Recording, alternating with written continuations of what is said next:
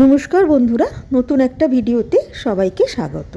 আজ শেয়ার করব vegetable bread role. দারুণ ক্রিস্পি এই ব্রেড রোল যে কোনো দিন তোমরা স্ন্যাক্স হিসাবে ট্রাই করে দেখতে পারো। প্রথমে একটা ভাজা মশলা রেডি করে নিচ্ছি। তার জন্য 2 চা চামচ গোটা জিরে আর 2টো শুকনো লঙ্কাকে শুকনো খোলায় ভালো করে ভেজে ঠান্ডা করে গুঁড়ো করে নেব। এখানে পুরের জন্য আমি নিয়েছি 2টো ছোটো সাইজের বিট আর একটা গাজর, খোসা ছাড়িয়ে সেদ্ধ করে নিয়েছি। গ্রেটারের বড় দাঁড়াটা দিয়ে দুটো বিট এবং গাজর দুটোকেই ভালো করে গ্রেট করে নিয়েছি। এবারে পুরটার জন্য 1 টেবিল চামচ সর্ষের তেলকে প্রথমে খুব ভালো করে গরম করে নিলাম। তারপরে দিয়ে দিলাম কিছুটা গ্রেট করা আদা। আমি এখানে 2টো বিট এবং একটা গাজরের জন্য 1/2 ইঞ্চি আদা নিয়েছি। আদার কাঁচা গন্ধটা কেটে যেতে আগে থেকে গ্রেট করে রাখা বিট গাজরটাকে মিশিয়ে দিলাম। এবারে এটাকে বেশ ভালো করে ভাজা ভাজা করতে হবে। গায়ে যে জলটা আছে পুরোপুরি শুকিয়ে নিতে হবে। দিয়ে দিলাম কিছুটা ফ্রোজেন মটরশুঁটি। মটরশুঁটিগুলোকে আগে আমি সেদ্ধ করে নিয়েছিলাম। মটরশুঁটির পরিবর্তে তোমরা চিনেবাদামকেও তেলে ভেজে যোগ করতে পারো বা কাজু বাদামকেও ছোটো ছোটো করে কুঁচো করে যোগ করতে পারো। দিলাম স্বাদ মতো নুন।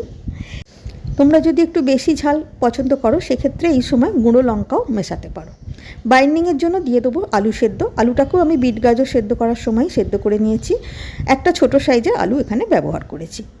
সেদ্ধ আলুটাকে ম্যাশ করে নিয়ে মিশিয়ে দিলাম। আবারও বেশ কিছুটা সময় ভাজবো। গ্যাসের ফ্লেম কিন্তু মিডিয়াম টু লোতে থাকবে। সামান্য একটু চিনি যোগ করলাম। যেহেতু বিট মিষ্টি তাই খুব বেশি চিনি দেবার প্রয়োজন নেই, কিন্তু একটু সামান্য না দিলে টেস্টটা বেশ ব্যালেন্স হয় না, তাই সামান্য একটু চিনি দিলাম। আবারও বেশ কিছুটা সময় ভাজবো। দিয়ে দিলাম 1 টেবিল চামচ মতন ব্রেড ক্রাম্বস। ব্রেড ক্রাম্বসটা দিলে তাড়াতাড়ি শুকনোটা হয়ে যাবে এবং পুরটা বেশ ভাজা ভাজা হয়ে যাবে। একদম শেষে মিশিয়ে দিলাম আগে থেকে গুঁড়ো করে রাখা ভাজা মশলাটা।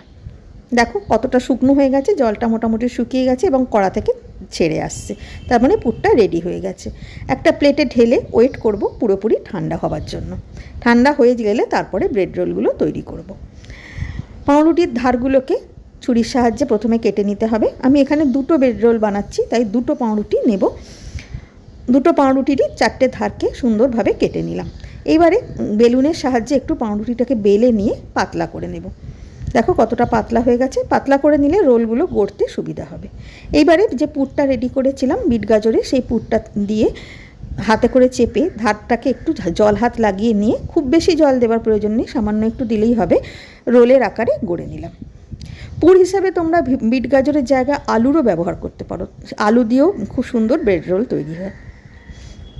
2টো ব্রেড রোলই আমার রেডি হয়ে গেল। এইবারে ভাজার পালা।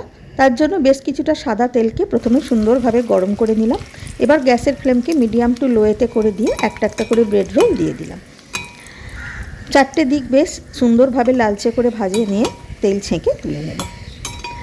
খুব ক্রিস্পি হয় যেহেতু পাউরুটি গাটা থাকে বলে। তোমরা যে কোনো দিন ট্রাই করতে পারো। আশা করি তোমাদের ভালো লাগবে।